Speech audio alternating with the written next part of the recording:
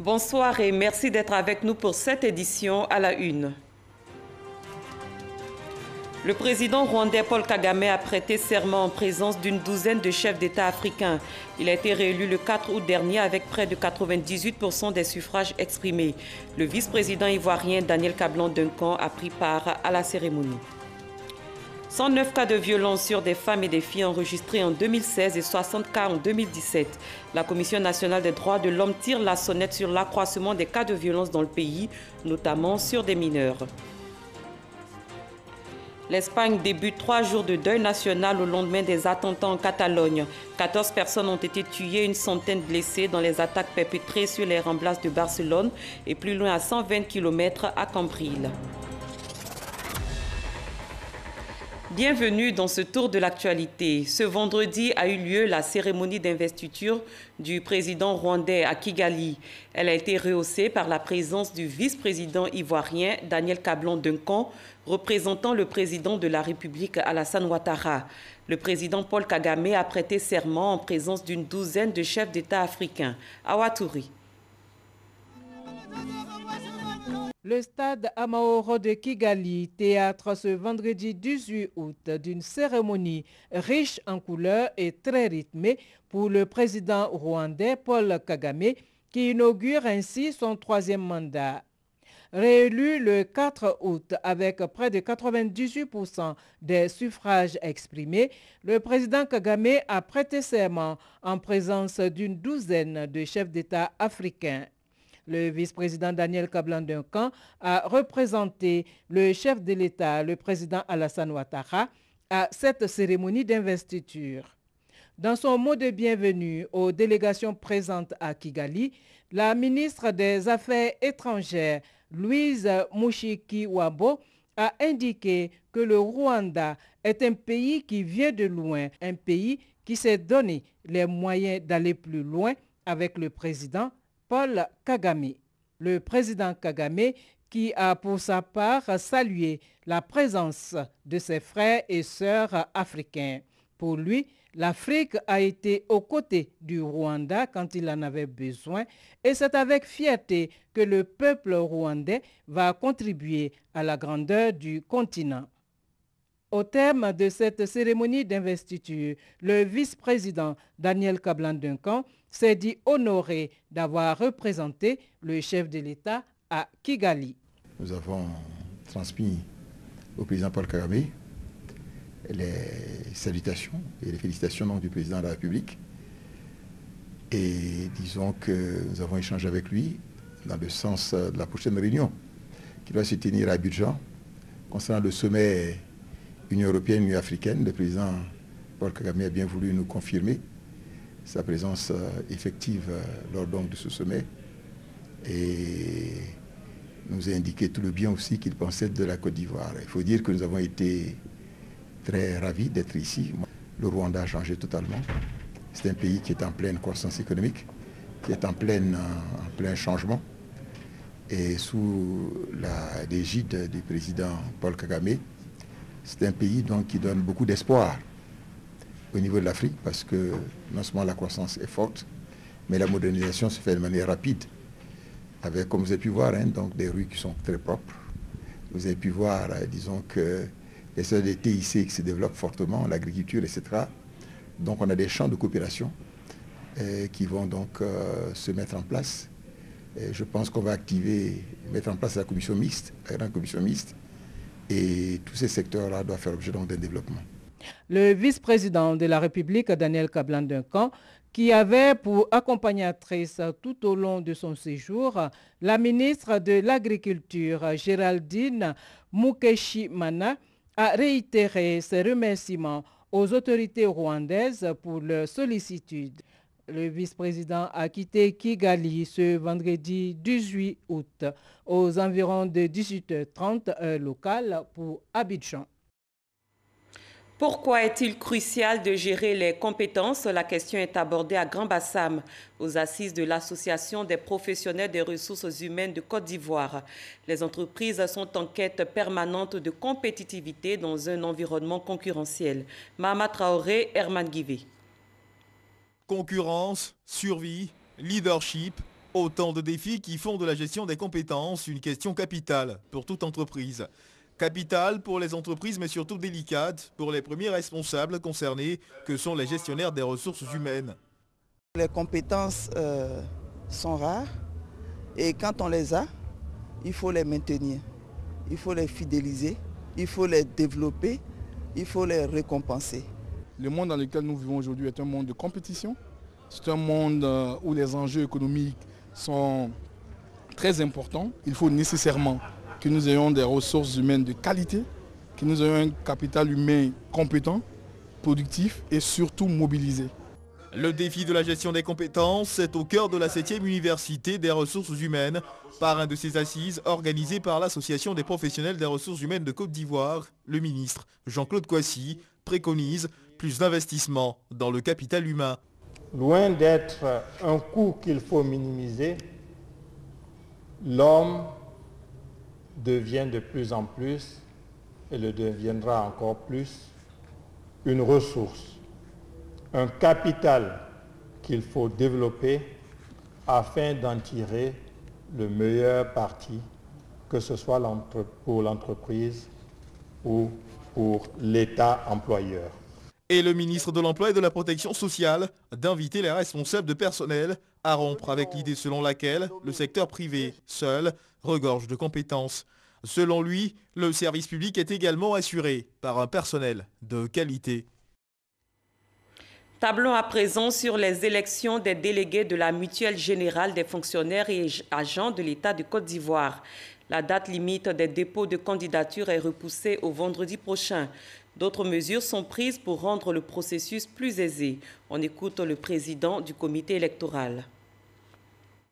Après analyse des difficultés qui ont été rencontrées sur le terrain, les retards qui ont été pris au début de la période de dépôt des listes de candidature, les difficultés pour certaines listes de candidats de déposer leur acte de candidature auprès des comités locaux et également certaines difficultés rencontrées pour l'établissement de diverses pièces administratives. Le comité national électoral s'est réuni hier et a pris un certain nombre de décisions qui ont été publiées sur le site de la MUGEFSI.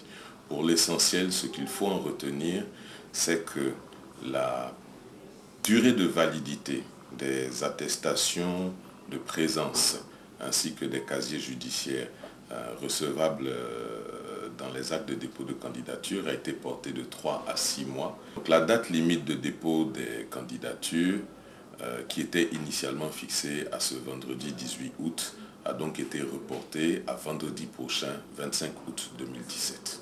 Mais ce décalage de la date de limite de dépôt des candidatures n'aura aucun effet, notamment sur la date de publication de la liste électorale et surtout sur la date du scrutin national qui reste et demeure fixée au 24 septembre 2017.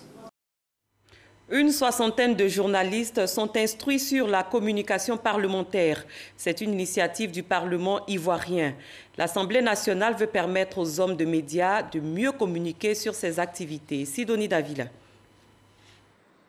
Hommes et femmes de médias à l'école du savoir parlementaire. Loi, session, séance, commission, bref, l'essentiel du lexique parlementaire leur est clairement défini et les subtilités du discours parlementaire enseignées pour un traitement efficient des activités de l'Assemblée nationale. J'apprends beaucoup parce que ce n'est pas tous les jours qu'on se sent formé. Aujourd'hui, tel que l'Assemblée nationale a décidé de nous informer sur les lois, de nous faire connaître les lois, c'est une très bonne chose. Souvent, il y a des informations que nous voulons forcément avoir, mais malheureusement, qui doivent être gardées dans le secret. Dans notre rendu, dans nos différents articles, dans nos journaux, nous pourrons vitalement être un meilleur relais pour les informations qui viennent de l'Assemblée nationale. Journalistes et spécialistes du Parlement ivoirien sont réunis à Yamoussoukro à l'initiative du service communication de l'Assemblée nationale, soutenu ici par SUNY USAID. La démarche de l'institution répond au besoin d'adapter sa stratégie de communication au temps nouveau. La communication parlementaire, objet de votre rencontre de ce jour, se distingue de la communication ordinaire Elle est sujette aux vicissitudes de l'action parlementaire et de l'activité parlementaire. Elle n'obéit pas au sensationnel. La formation des journalistes en communication parlementaire, une expérience qui se renouvelle. En 2015 déjà, un séminaire du même genre s'est tenu également à Yamoussoukro. Les cas de violence, notamment sur les mineurs, se sont multipliés en Côte d'Ivoire de 2000 à 2010. Un fait qui rend préoccupant la situation des droits des femmes et des filles. 109 cas de violence ont été enregistrés en 2016 et 60 cas en 2017 dans le pays. La Commission nationale des droits de l'homme attire l'attention sur ce constat qui touche plus les régions de Lifou, de la Bagoué, la ville de Benouillet et Abidjan. Ce dossier est signé Delphine Gla. Des pas d'une mère pour dénoncer au bureau des femmes juristes au plateau le viol subi par sa fille. Il y a 3 de nos enfants qui ont été violés dans un établissement primaire. Ma fille était parmi ces 3 filles. Vous connaissez l'auteur du viol? C'est un vieillard de 65 ans. Pour plus de preuves, Dame Mama nous invite chez elle. C'est dans un établissement à Adjamé. La victime, sa grande fille est absente. Sa petite sœur, main entre les jambes, est encore traumatisée. Le viol, c'est le fait d'avoir des rapports sexuels non consentis avec une personne. La Commission nationale des droits de l'homme tire la sonnette d'alarme. Nous traitons en ce moment un père qui a abusé de sa fille et nous avons mené les actions. Le père a été arrêté, malheureusement il est mort en prison. Et cette petite fille, nous sommes en train de faire mains et pieds pour qu'elle soit prise en charge par des structures adéquates. Le cas de la jeune fille nous emmène à Daoukro. Le témoignage est touchant. La femme de mon papa est en voyage. Dans ce jour-là, mon papa m'a demandé comment je sors là. Il va chercher quoi dehors. C'est non, quand je suis chez mes camarades. Donc il m'a dit c'est faux que comme je suis chez les garçons. Que ces garçons-là, lui-même les garçons, qu'est-ce qu'il va chercher dehors là? Lui va me donner. Et puis c'est couché sur moi. Renié par la famille pour avoir dénoncé son père, mort en prison, Guylaine, nom d'emprunt, veut quitter Daoukro pour fuir les regards. Mais où aller? Pas de réponse. C'est notre fait. Cette autre jeune fille, violée par 3 personnes, tente dans la douleur de s'expliquer. Il y a trop mal. Un jour, j'avais une inauguration de maquis ici. Il y a vu un jeune, il m'a demandé, il t'a vu à longtemps. Donc il dit d'aller l'accompagner au peu, de aller prendre quelque chose. Et puis il va venir m'accompagner. Et ça, on est parti. On est arrivé là-bas. Il y avait deux jeunes là-bas.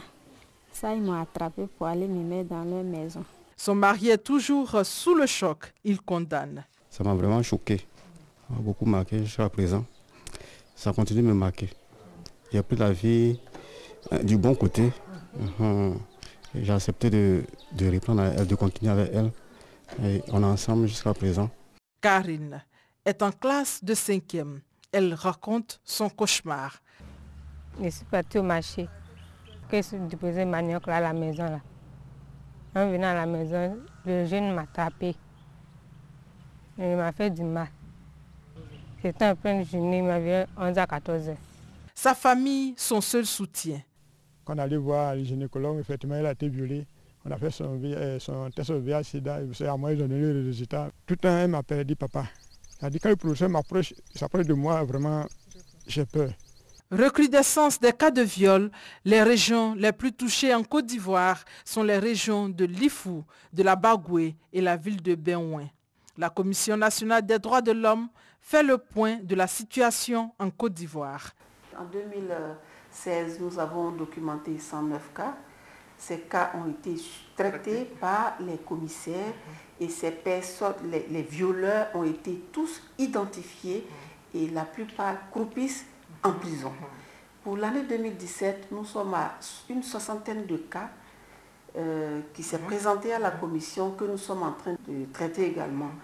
Un tableau sombre, l'Association des femmes juristes de Côte d'Ivoire joue un rôle dans la prise en charge des cas. Les principes sur lesquels nous nous fondons, il y a la confidentialité. Nous, on reçoit tout le monde sans discrimination. Nous avons dans toutes les cliniques 498 cas qu'on a reçus. Les cas qui ont été reçus, il y a 135 cas qui sont abandonnés. Quand on dit abandonnés, les gens ne reviennent plus. Et il y a au moins 437 qui ont été devant les tribunaux. Et puis il y a 175 qui sont suivis par l'association. C'est-à-dire nous-mêmes, nous accompagnons les personnes. À Tekoubé se trouve le centre Pavios, centre de prévention et d'assistance aux victimes de violences sexuelles. Un centre spécialisé dans les cas de viol. Ici, le circuit de la prise en charge est connu. Ce circuit qu'on appelle circuit centre Pavios, où intervient le centre social, la police, les PMI. La finalité, c'est la justice pour que la suivante obtienne réparation. La prise en charge est totalement gratuite. Pour gérer les cas de viol, 9 commissariats ont été formés en Côte d'Ivoire.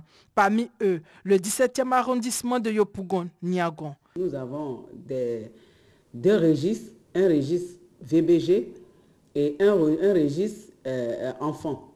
Nous priorisons l'état de santé de la victime d'abord.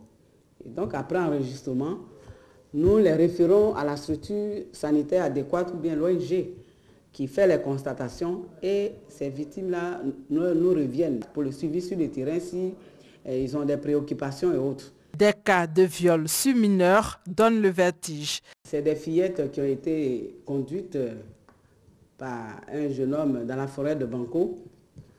Elles ont été violées 4 ans et 5 ans. Et à l'issue de ça, il a été surpris.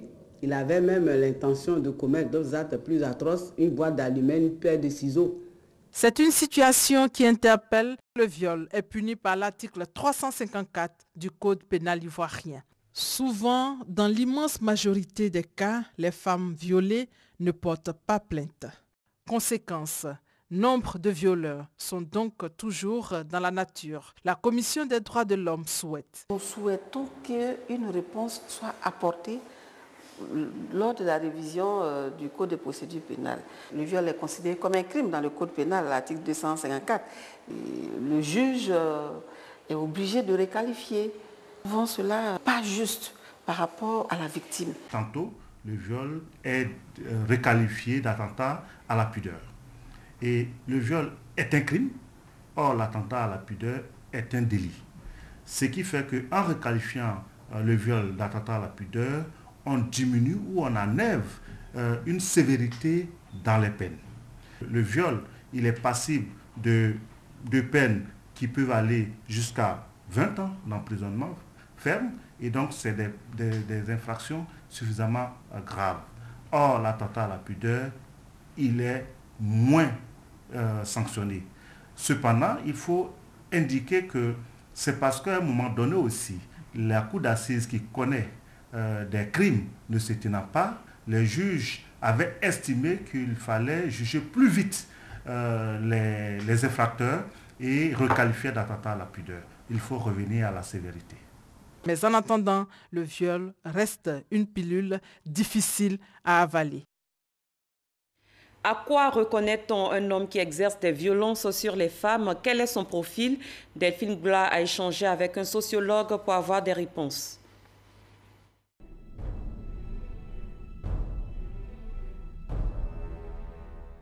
Elle tente, tant bien que mal, de donner un visage à son violeur, à son agresseur. Un dessin parce que difficile d'obtenir des témoignages de violeurs. La plupart du temps, les violeurs ne reconnaissent pas leurs actes. Ils estiment qu'ils ont eu des actes consentis et donc il est des fois difficile que ces personnes puissent venir témoigner pour dire que j'ai violé pour telle ou telle raison. Il est important également, en tout cas, de pouvoir essayer de trouver le profil des violeurs pour essayer de comprendre. Dresser le profil psychologique d'un violeur, c'est l'exercice auquel se soumettent les sociologues. Il y a le désarroi qui peut amener les uns et les autres à poser des actes de viol. Il y a les situations de vengeance, n'est-ce pas, qui peuvent provoquer le viol. Ça peut être aussi une volonté, n'est-ce pas, de montrer sa puissance d'homme si c'est un viol sur une femme. Les situations rituelles, n'est-ce pas, ne sont pas à exclure. Et dans ce cadre, bien sûr, là, des personnes même qu'on ne pourrait même pas soupçonner, n'est-ce pas, se retrouve à poser ses actes pour, n'est-ce pas, accomplir un certain rituel qui pourrait, n'est-ce pas, les amener à accéder à de la position sociale, en tout cas à atteindre leurs objectifs sociaux.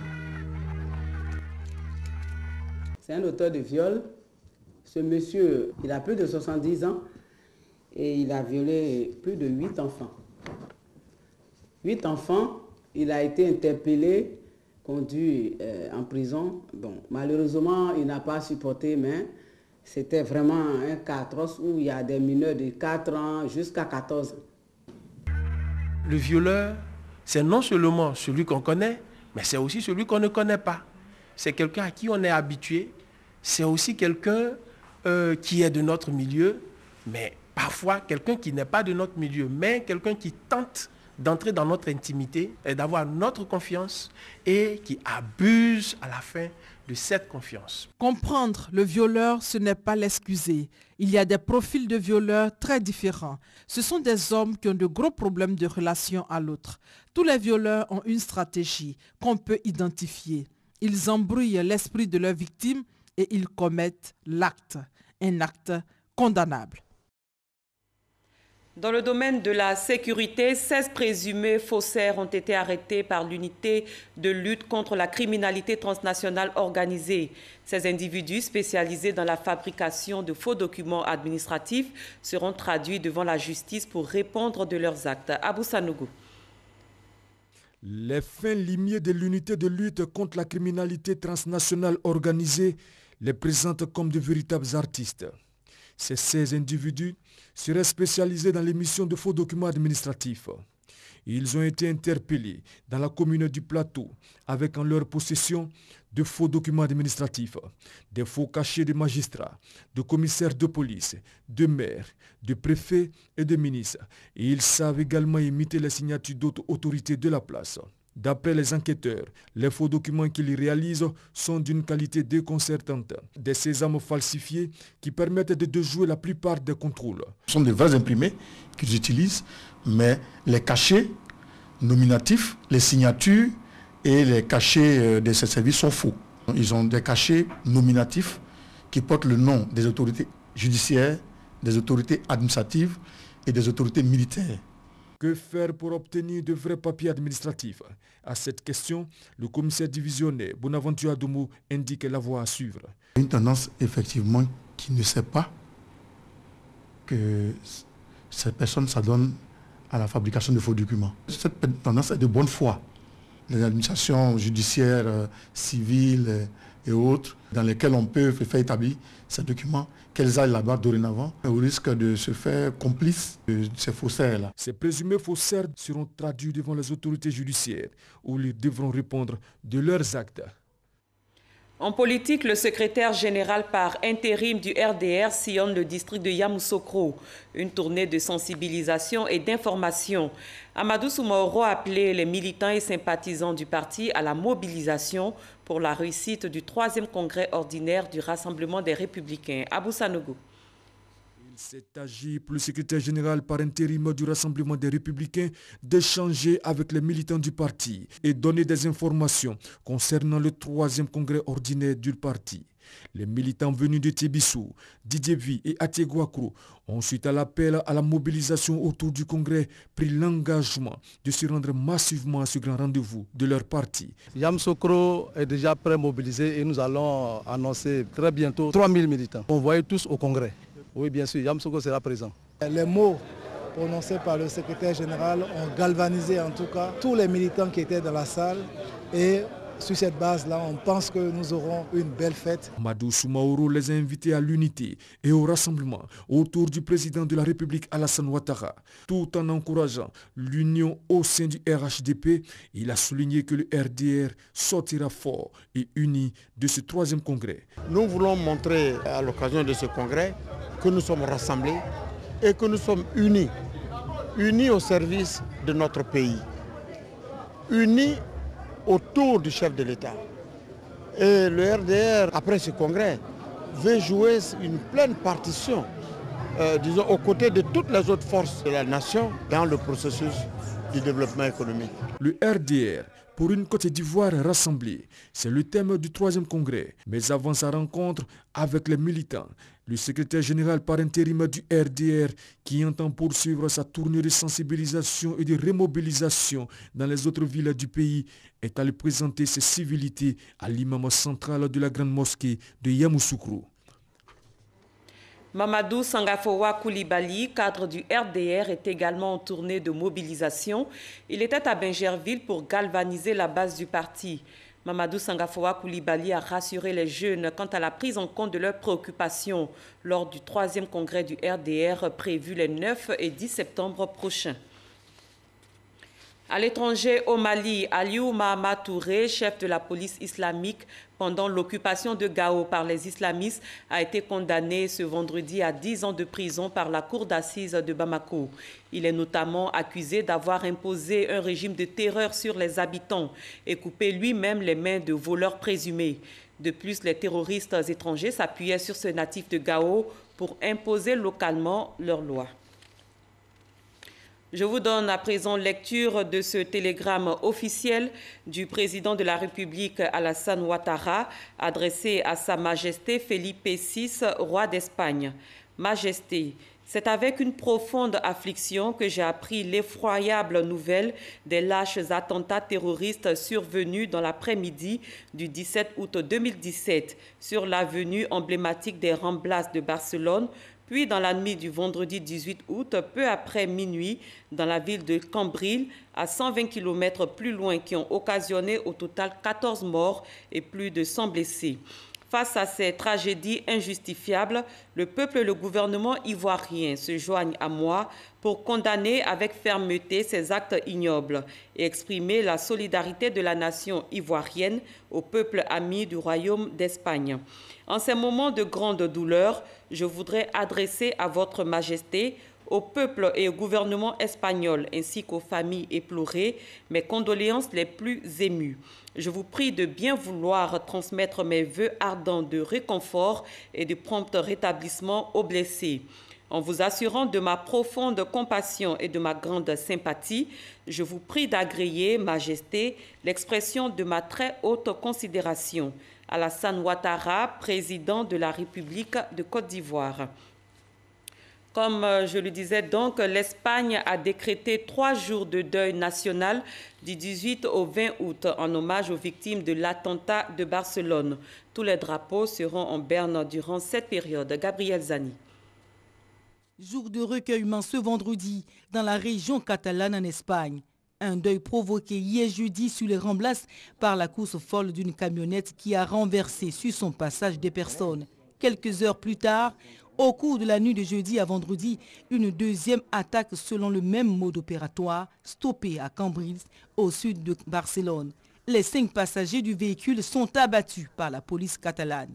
Ce vendredi, l'une des 6 personnes blessées dans le deuxième attentat a succombé à ses blessures. Les attaques ont causé la mort d'au moins 14 personnes et blessé plus de 100 autres. Les autorités espagnoles confirment qu'il s'agit d'attaques terroristes. Quelques heures avant l'attentat à la camionnette des Ramblas, une maison a été soufflée par une explosion à Alcanar, au sud de Barcelone. Elle pourrait avoir abrité la cellule logistique des attaques. Selon la police, l'attentat de Barcelone et l'explosion seraient liés. Le chef de la police catalane a indiqué ce vendredi que la police recherchait toujours l'homme qui conduisait le véhicule meurtrier de Barcelone. Il n'exclut pas qu'il fasse partie des 5 terroristes présumés abattus dans la nuit de jeudi à vendredi à Cambrils. Toujours à l'étranger, sachez qu'en Finlande, une attaque au couteau a fait 2 morts et 6 blessés à Turku. L'agression s'est déroulée dans le centre-ville de cette ville de 200 000 habitants à l'ouest du pays. Les autorités ont interpellé un individu. Retour en Côte d'Ivoire avec de la culture. Pour terminer, une troupe de danse classique indienne est à Abidjan pour la célébration des 70 ans d'indépendance de l'Inde. Le spectacle a lieu au Palais de la Culture à Trècheville. Massokone, Aboussanougou. Le Bharatanatyam est une danse classique indienne qui relate généralement des faits anciens propres à l'histoire de l'Inde. Elle est considérée comme la mère de nombreuses autres formes indiennes de danse classique. La danse indienne est beaucoup plus rattachée à Dieu et à la mythologie. Comme vous avez constaté ce soir, il y a un démon qui est mort et il y a un autre également qui a gagné. Ce spectacle de la troupe de l'Académie culturelle des beaux-arts indiens a été présenté au public ivoirien à l'occasion de la célébration des 70 ans d'indépendance de l'Inde. Il marque également le début du Festival de l'Inde en Côte d'Ivoire, dénommé Festival Arc-en-Ciel. Nous célébrons aujourd'hui l'indépendance de l'Inde. Ce jour est très important dans les relations entre la Côte d'Ivoire et l'Inde. Pour ce festival indien, nous aurons 7 événements à Abidjan et dans les villes de l'intérieur du pays. Plusieurs personnalités ont pris part à cette cérémonie, dont le ministre de la Culture et de la Francophonie. Nous sommes heureux que la culture puisse davantage rapprocher la Côte d'Ivoire et l'Inde.